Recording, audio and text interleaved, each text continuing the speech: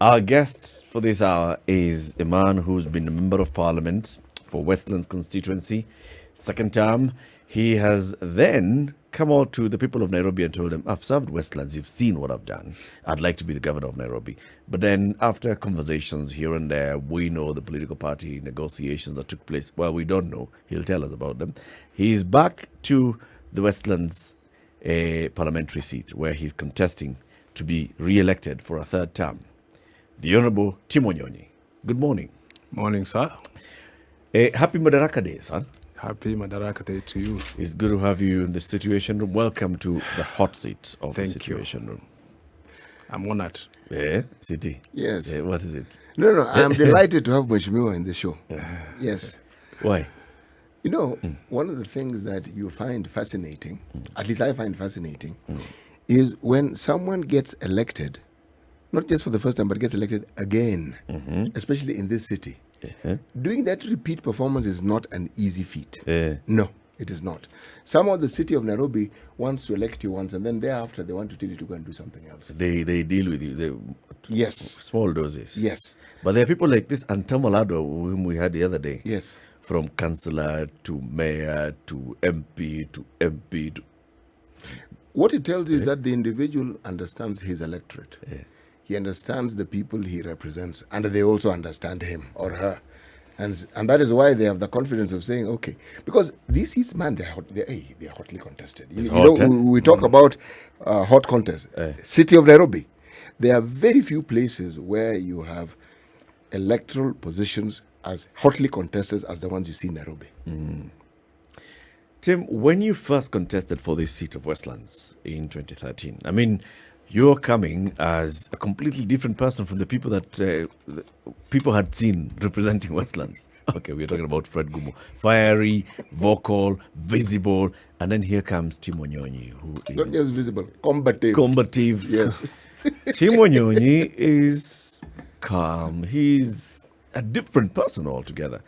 Did you get that kind of reception when you were campaigning? Yes, because... when you're walking into a position held by somebody who was larger than life, the expectations were different. Because the first question I was asked, will you fit in Gumo's shoes?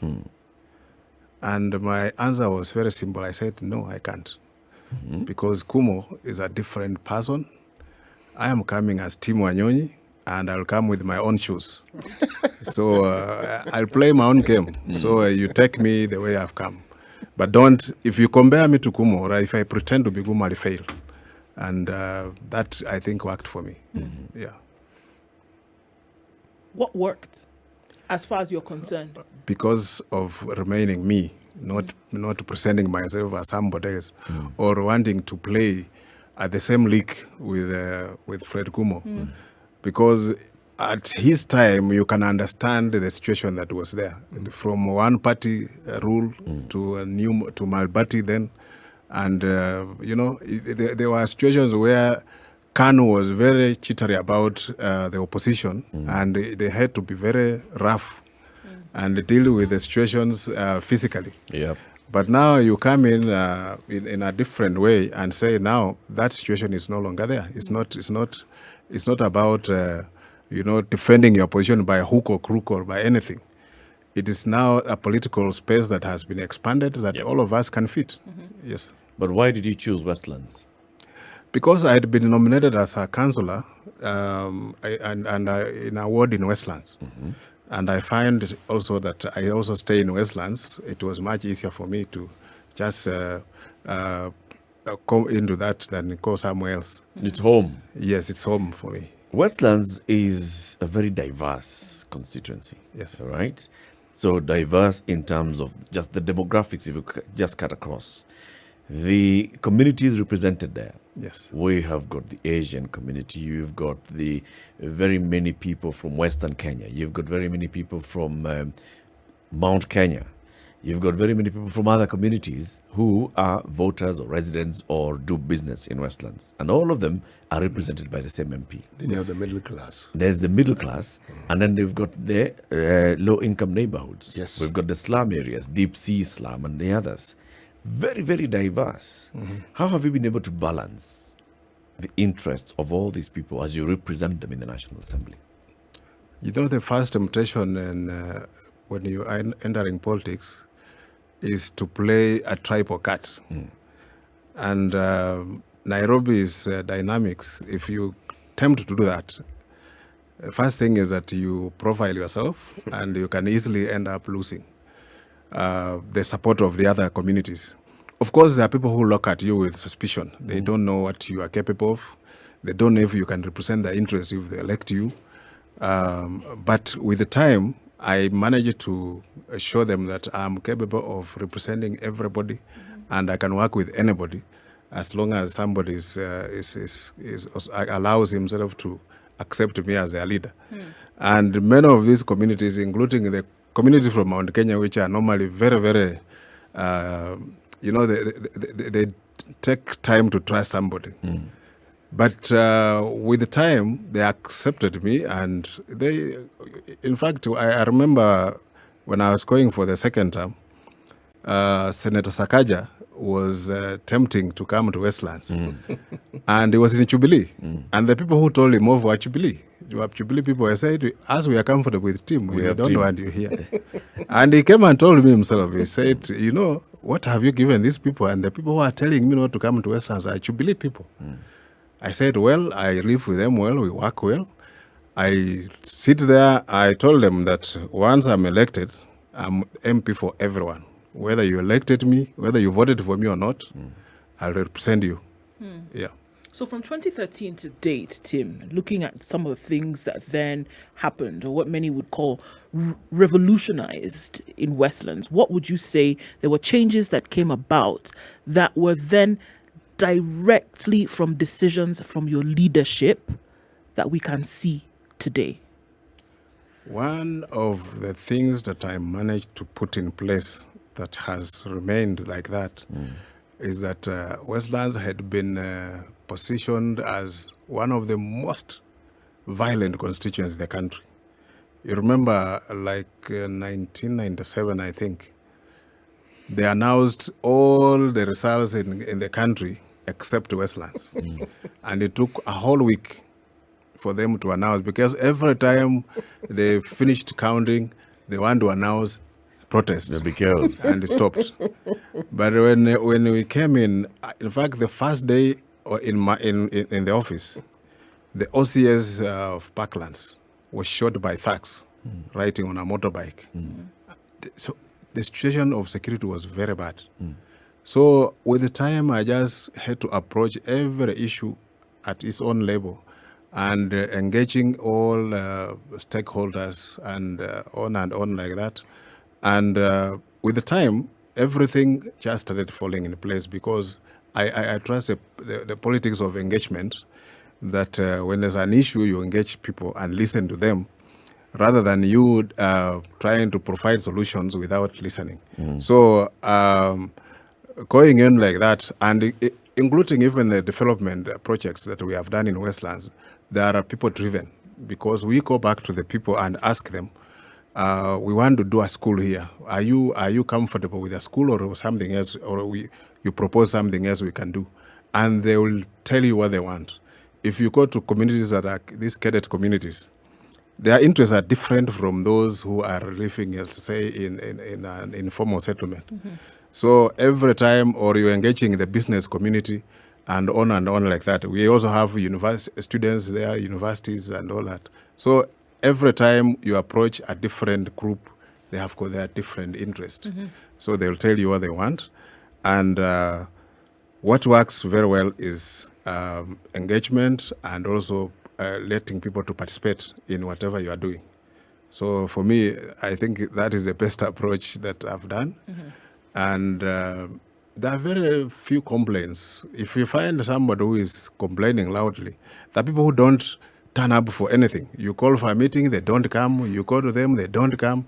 But they are very quick to apportion blame.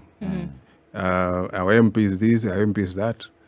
And I say, well, you can never be good to everyone. You know, even despite saying it's a very cosmopolitan constituency, you'd still find very many people who don't have a clear understanding of the role of member of parliament vis-a-vis the role of member of the county assembly or the governor or the senator. Have you encountered that in Westlands, where people still look at you and expect development coming from you without regard of the county government? Yes, that is true. You know, we have not necessarily moved from the old order to the new order.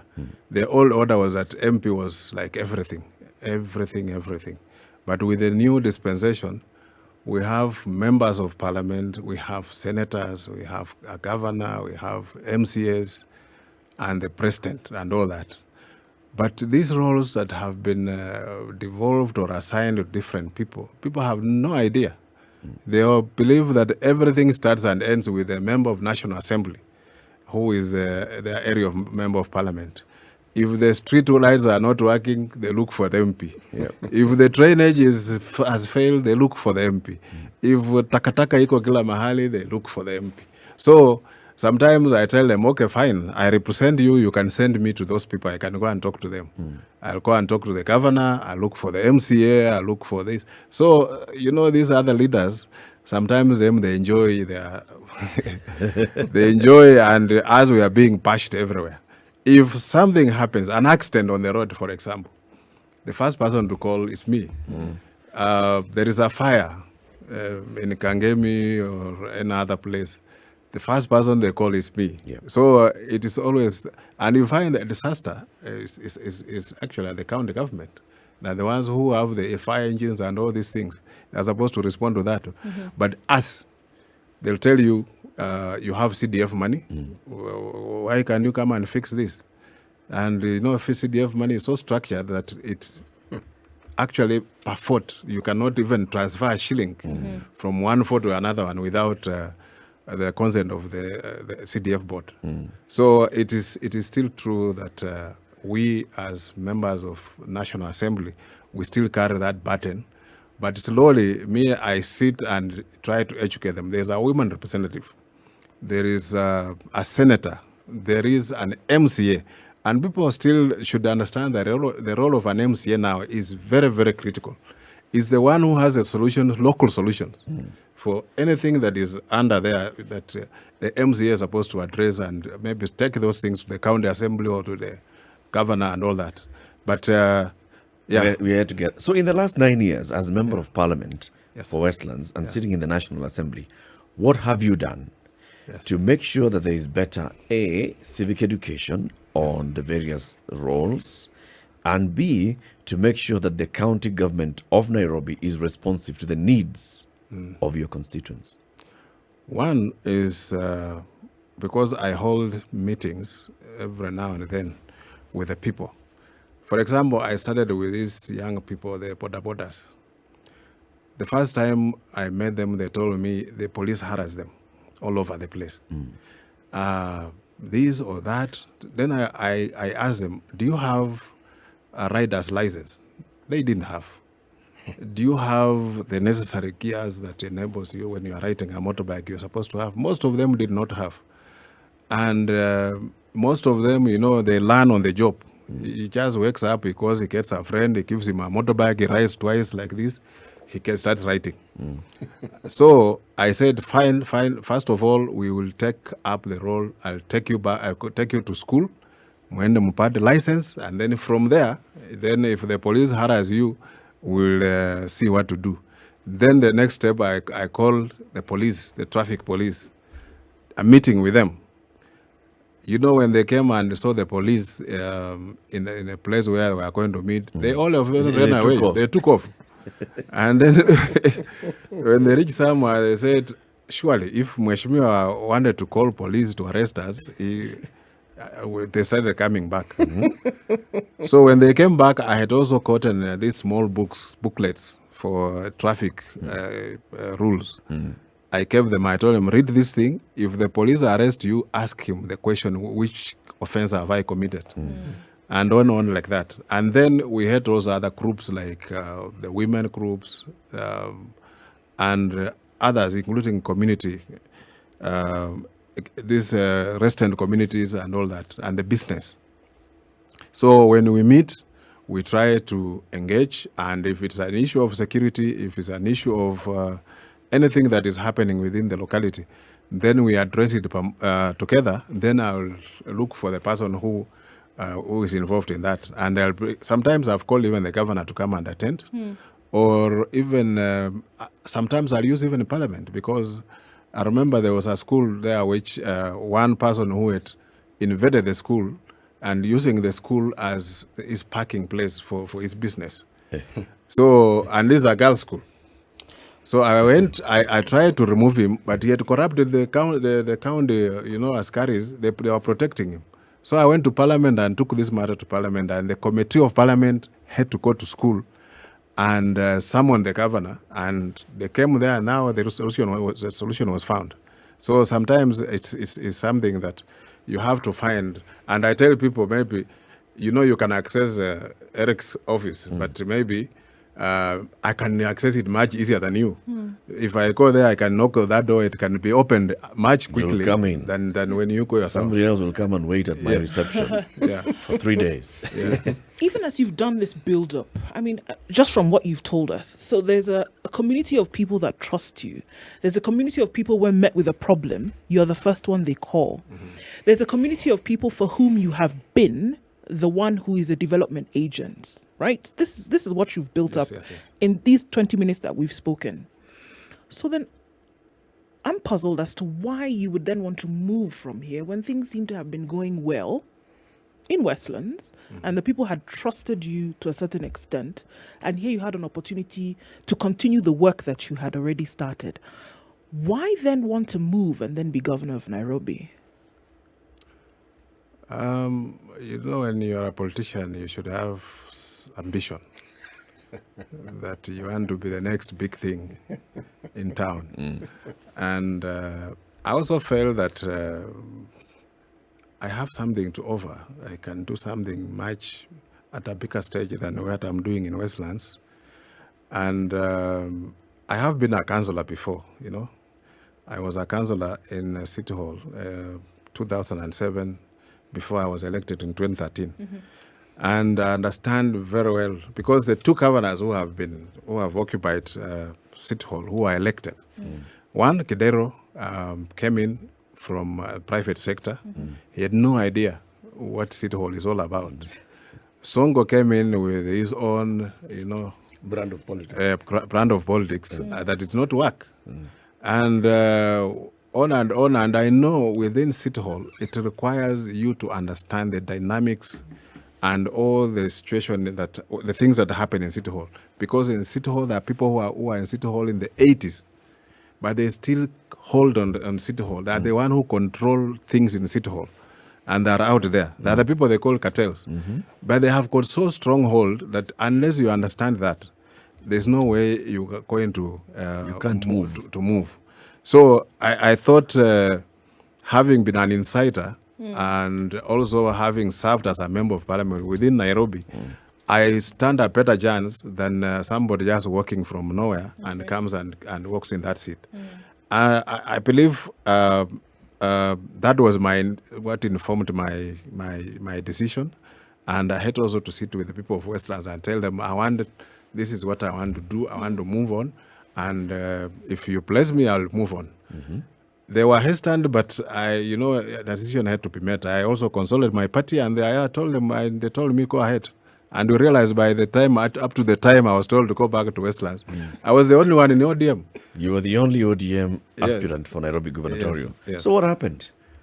Because of the coalition agreement, there was an agreement that when we joined with Jubilee, that status quo must be maintained. With positions that were held by Jubilee must remain with Jubilee. The ones that were held with ODM must remain with ODM. So the gubernatorial seat was one of the positions that was within the Jubilee, So that decision was a very difficult one. And because we had campaigned and they had allowed us to campaign up to the level where we had reached.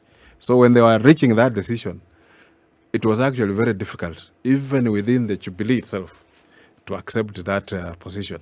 But, in politics, it's give and take. So we had to listen. And because these are decision-making at a very high level, there's very little you can do. Yeah. You basically have to go with the flow. Yes. So what is this that then, the current senator of Nairobi was elected on a Jubilee ticket, but the Azimio candidate for senator of Nairobi is ODM. If you're saying that the agreement was what was Jubilee remains Jubilee, tell us about that, the Senate seat then. The Senate seat, there are positions that were say that they can be left open for contest. And those are a position of the Senate, Women Rep, and the MCS. But the governor and for the member of National Assembly, those ones were preserved. Okay. They said if Westlands was ODM, remains ODM. If Kamukunji was for Jubilee, it remains with Jubilee. So ODM will not field a candidate there. Yeah. Let's take a break. We'll continue this conversation. Tim WANYONYI is the Member of Parliament for Westlands constituency. He's going for this seat for the third term in a row. He wanted to be governor, and he just explained to us political negotiations that and saw him going back to seek re-election as Member of Parliament for Westlands. We want to understand his understanding of the Nairobi politics, of the role of Member of the National Assembly. We've been complaining very many times on this show on the 12th Parliament and the performance of the 12th Parliament, also comparing it to the 11th Parliament and wondering, is the 13th Parliament just the one that's going to now finally kill us and put the final nail on that coffin? Let's continue the conversation after this break. This is the Situation Room, the only way to start your day. Eric Latif, Ndu Oko, C.T. Muga, and our guest is the Honorable Tim WANYONYI, the MP for Westlands constituency. Has been MP for 2 terms. He's seeking a 3rd term. C.T. It's interesting. Whenever you look at the political landscape, everything that, should we say, you would consider normal in everyday thinking is defied by political maneuvers. Because here you have an individual by the name of Timothy WANYONYI, who has been an MP and was seeking the gubernatorial seat of Governor of Nairobi. Then, politics being politics, he is now back vying for the parliamentary seat of Westlands. In Busia, you have a governor who will cease to be a governor After serving 2 terms. Yes. He, on the other hand, wants to become a member of parliament. So it's interesting. The flexibility of mind that somehow is required in politics is, as I said, it's very interesting to watch. And it appears that those who have that flexible mindset are the ones who survive the vagaries of politics. You read the signs, you look at where the wind is blowing, and you decide, this is what I want, but maybe not now. Circumstances, quickly adjust. Precisely. It seemed like it could work, but given what's happening, let me just live to fight another day. And let me stay in the game. Yes. Have I summed it up in a coherent way? Very well so. Very well so. Okay. That is political maneuvers here and there. And if you understand the game, then you can quickly very much adjust, or you'll be swept aside. Okay. There's a friend of mine who told me that 2017, I think. No, 2013, when he was told that he is not going to, he attends the meeting and he was the most popular on the ground. Then he's told this position is reserved for so and so. And he says, but the people will not accept. They say the people belong to Baba, they don't belong to you. So, if you still want to be relevant in politics, you better make up your mind, because that is the decision that has been made. Wow. So you go back and announce that so-and-so is the candidate. He had to go and do that. And then later on, he now is a member of parliament. Yes. He lived to see another day. Yes. The late Ken Okoth also once told us, I have dreams and ambitions for what I'd like to do as a member of parliament, representing my people of Kibra. Okay? Now, are there games that I've got to play? Yes. The most important thing for me is to remain on the pitch. If I want to score a goal, I will score a goal by being the striker on the pitch. I have to make sure that the coach retains me on the pitch.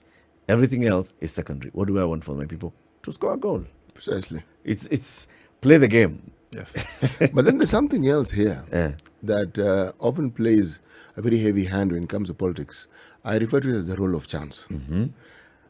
For me, the time when I saw it manifest itself fully was in something that began when Raila moved an entire lot of people from Ford Kenya and formed his own party. Now, with that one move, suddenly Ford Kenya, there was a lot of shifting and moving. If you remember, Jaramogi was the head. His immediate deputy was Paul Muite. Okay? Then was Kijana Wamalwa was then at a third tier level. Jaramogi passes away. Muite leaves the party. Kijana Wamalwa ascends to the top. Precisely. Role of chance. It's if you just look at everything that happened.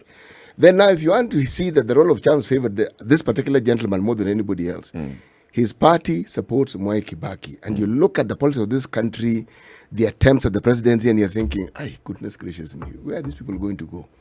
Then the Kibaki Tosha moment comes along. And suddenly, that alliance has a completely different perspective, and it's a completely new thing. Who do we have as our vice president? Kijana Wamalwa. Role of chance. Playing the game. Staying in there. If he had never been in there, it would never have favored him. Correct. And it's also about timing also. Timing is also very important because sometimes you can miscalculate and find yourself out. And also you must make decisions. Don't wait or don't sit on the fence. The people who sit on the fence, you've seen our friend, the leader of Wiper. He is now in the mix. He doesn't know whether he's in Azimio or he's on his own. His people are now confused. Sometimes make a decision, however bad it is, And stick with it. and move with it. Right. If it is very bad, you can amend. If it's very bad. But don't sit on the fence. Right. Yes. The people who sit on the fence are cowards, by the way. Okay. Now, in all of this political maneuvering, and then looking at where then you remain relevant as a politician, as a leader, I'm curious as to where the will and the development of the people and country then lie in all of this. If folks are saying, well, all right, this is what the coalition is asking me to do. This is what I would like to do. Make a decision about which side of the fence I sit. The representation of the people seems to be forgotten in all of this. The development of the country then seems to be put on the back burner. Where does this play in this game? Which for me should be front and center. Yeah. You know, Hans Moi said that ikitu iko na wenyewe. It has its own owners. So when the big men have made a decision and they want you to fit in that decision, you have to go back and explain that to the people. This is where we are going. This is what our party says. This is our political, alignment that is moving in this direction that we must all support. So some may take it very carefully. They have to be to consider it. But the others who are always loyal, if the leader has said this, that is the direction we are taking, without even sitting and even waiting to.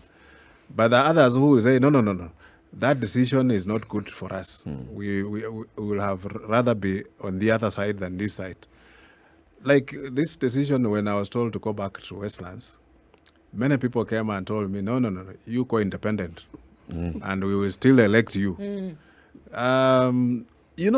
And you almost went independent. Yes, it looks very enticing. Ground iko na wewe. Yes, tuko na wewe. But I tell you, the moment you put your 2 feet there, then you realize very many people will leave. Those who are very loyal to ODM will say, we are supporting you because you are not ODM member. It's not about you. It's about the party. So you find that with that, you have to weigh very carefully with the decision you are going to make because it can easily cost you. And you find yourself just like a person who is working in a very successful company. And you think you are the most popular person because you are the manager. The moment you leave and set up your own kiosk, you'll find that nobody will come to you. They remain with the company. Does that position of, towing the party line also compromise on what you believe in sometimes or how you think your people should be represented? I'm speaking here from your experience as a member of parliament. Yes. Sometimes maybe you are looking at a certain direction that a vote in parliament is going and you have strong beliefs and strong views, but then the party position may sway you in a different direction. Has party influenced the way you vote in parliament, or has it always been your conscience and the interest of your people? Yeah, sometimes yes, because we go and, we are debating bills in parliament, and it comes to voting, then the party takes a stand. So even if you are dissenting and you don't hold that position, you have to go on the party side because there's this doctrine of collective responsibility that you must all sail together. So if you don't, then the party can de-whip you and find yourself in trouble. So sometimes even if you dissent after that, it's better you keep it to your heart than erase it, or erase it within the party when you are meeting together within the club. But once you step outside, the decision that was taken by majority it also carries you along. But then how do you explain yourself to the people that you represent when you go back to them and you tell them, you know what, we had to raise the taxes, we had to bring back VAT on fuel, we had to bring excise duty on airtime, we had to do this and the other, we have to approve the National Assembly borrowing and raising their debt ceiling. Yes. How do you explain that to the people and tell them it's the party, it's not? The rule is that we are the people's representatives, and sometimes as a leader, you have to go back and explain to the people why you had to take a particular decision or stand. And this sometimes is very, very difficult for us because if you are not in government, for example, some decisions you should be very careful to support because government is the one that makes those kind of decisions. They are the ones who have given the mandate to collect taxes. They are the ones who are given the mandate to spend money. They are the ones who are given the mandate to do all those things. But for us, we are there to defend the position of the people. We have to debate, and we only allow the government to pass certain bills if we realize it's for public good. But if it's not, then we distance ourselves from it. Even when we are doing with the Jubilee as a coalition, there are some decisions we have refused to support because we realize they are going to affect people. For example, the increase of fuel. When we realize this decision was made irregularly because there's this thing in our constitution nowadays about citizen participation. If you make that decision and you did not involve people, and it comes to parliament, it will fall at that stage. In fact, it will not move a stage further if we realize that you had no citizen participation in your decision making. And that is something that sometimes as committees meet, because decisions are made at the committee stage. When we meet, we don't unless you provide evidence that you had citizen participation, we decide that this thing is not moving anywhere. And then what has worked for the government mostly is that they have more numbers in parliament than the opposition. So sometimes we refuse and they carry the day. Yeah. But sometimes you're not being as vocal on some of these issues. So we see, move to raise the tax on fuel, Yeah. move to increase taxes on several other basic commodities. It's debated. We see a report from the Finance Committee going to the House and saying, no, we want to reject this, and the other. But then it comes and passes. But if you look back, you actually see that the members who you expected to see being very vocal out there on the floor of the House and outside the chamber, talking loudly about this issue, are not as loud. It's as if, you're just saying, we'll go back and tell the people, wako na namba nyingi, lakini, but you are quiet. Yeah. The current parliament, what people don't understand is that it works through, there are leadership in parliament that they are the ones who bring all these things in parliament. As membership of those committees, we only come in to support the position that has been taken by the party or the side that we belong. So sometimes when the leader of that section has moved that motion, and his work now is to lobby the membership to support that position. So you find yourself already, your hands are tied, you cannot go against it because this decision has already been made.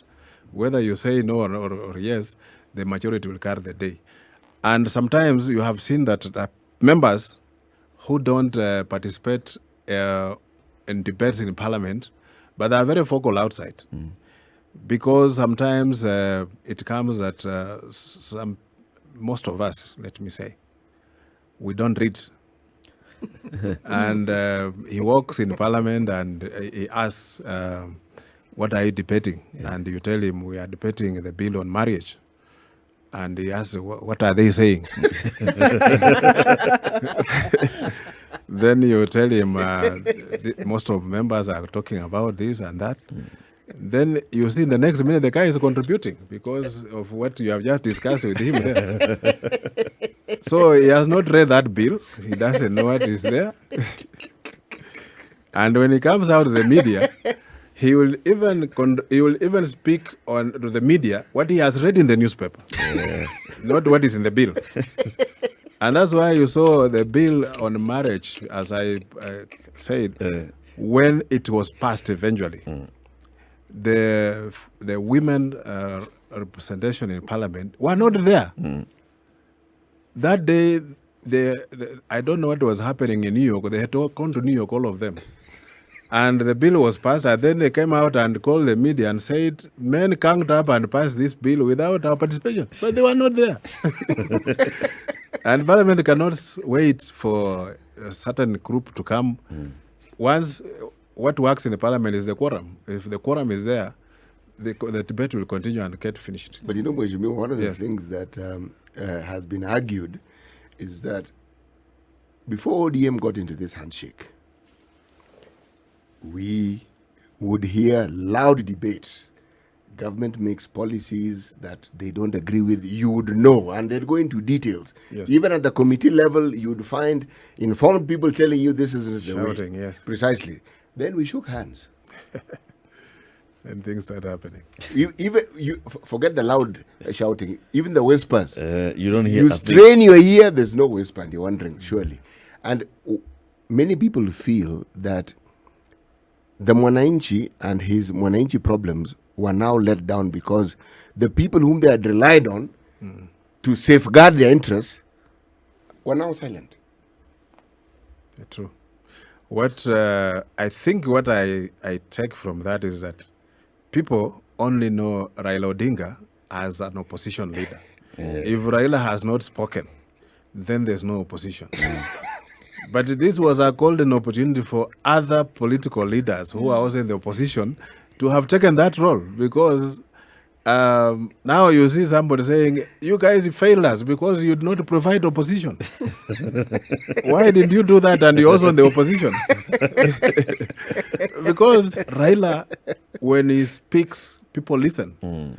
When he challenges the government, and he used to challenge the government with facts, he challenges the government, and the government finds itself crumbling because he speaks from knowledge.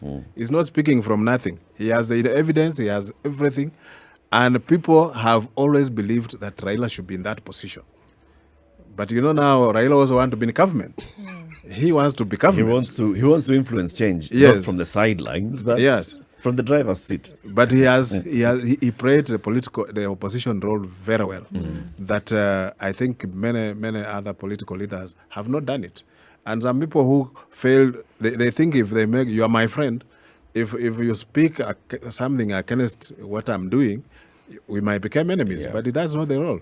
Your role of opposition is to make sure that the right things are done, the right decisions are done, the policies and all that. All the time. But when we sit back and see, after the handshake, actually, ODM agreed not to be in government, but to support the government position in the House, because the ruling party was divided in the middle.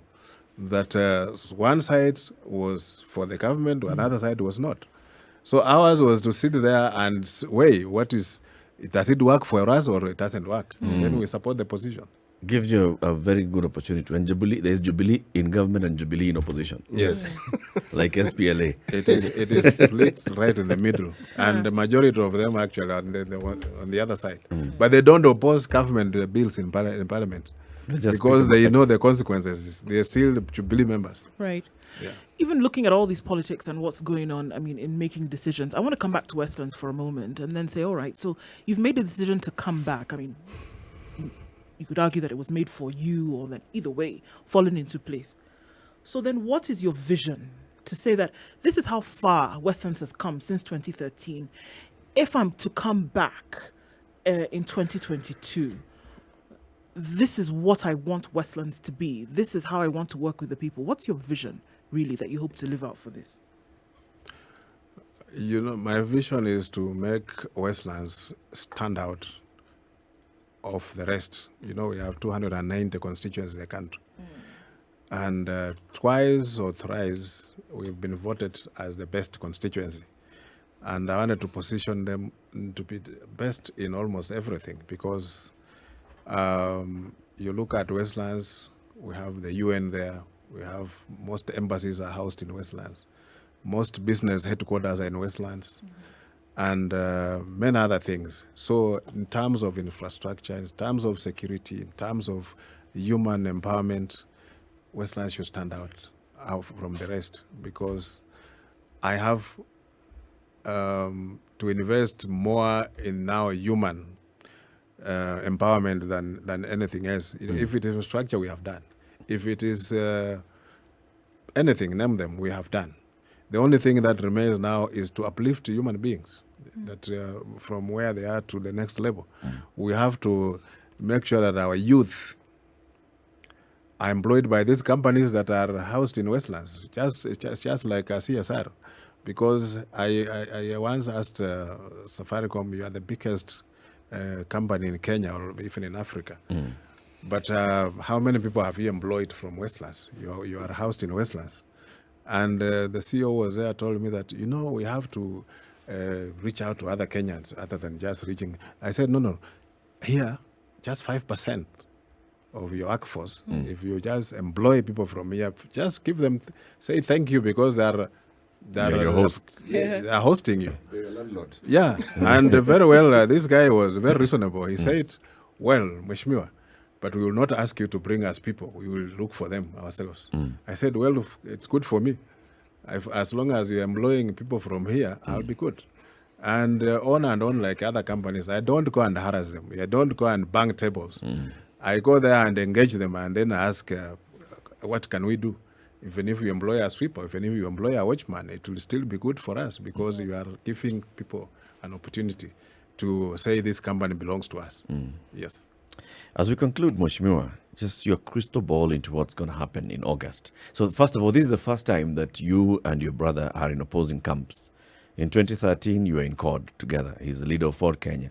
In 2017, you are in NASA together. This time, you're in ODM, Azimio. He's in Ford Kenya, Kenya Kwanza. Who do you see emerging as winner?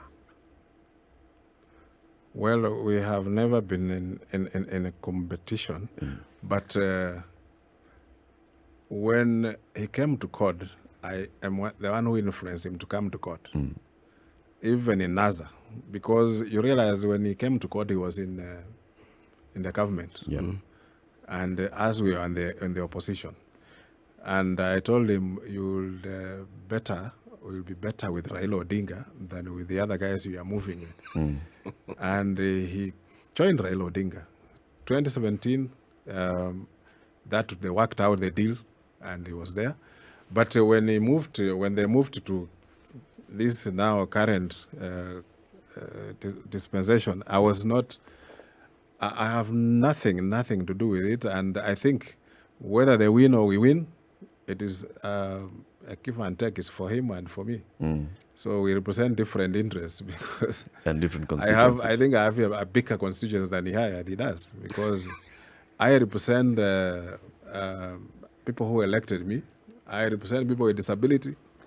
I represent other interests that may not be in his constituency, despite him being a party leader. Because they are in a coalition as leaders of political parties. But as we are there as members of this other coalition. Okay. So I always say I wish him well, but we don't discuss politics when we are just seated together. Okay. Yes. Tim WANYONYI, thank you very much for joining us today. You are gunning for the seat of Westlands MP for the third time. We wish you all the best as you campaign, as you talk to the people, and should you win, as you represent the people of Westlands. Asante sana for joining us. Thank you for having me. Thank you.